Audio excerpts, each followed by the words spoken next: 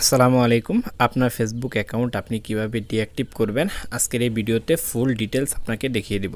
So প্রথমে আপনি আপনার ফেসবুক অ্যাকাউন্টে চলে আসবেন, যে ফেসবুক অ্যাকাউন্টে আপনি ডিঅ্যাক্টিভ করতে যাচ্ছেন। তারপর আপনি উপরে থ্রি ডট পেয়ে যাবেন, এই থ্রি ডটে ট্যাপ করবেন, তারপর নিচে চলে আসবেন। আসার পর এখানে আপনি একটা অপশন পেয়ে যাবেন সেটিং অ্যান্ড প্রাইভেসি। এই সেটিং অ্যান্ড প্রাইভেসিতে ট্যাপ করবেন।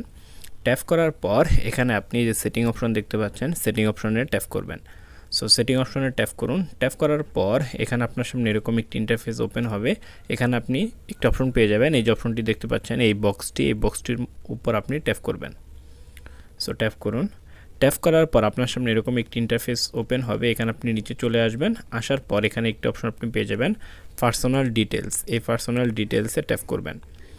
এখানে আপনি একটা অপশন পেয়ে যাবেন অ্যাকাউন্ট ওনারশিপ অ্যান্ড কন্ট্রোল। এই অপশনটিতে ট্যাপ করবেন। সো ট্যাপ করুন।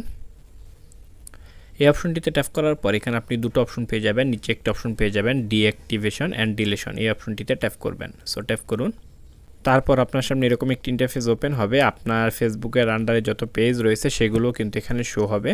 সো আপনি আপনার ফেসবুক অ্যাকাউন্ট যেহেতু ডিঅ্যাক্টিভ করবেন সেহেতু আপনি ফেসবুকের উপর ট্যাপ করবেন।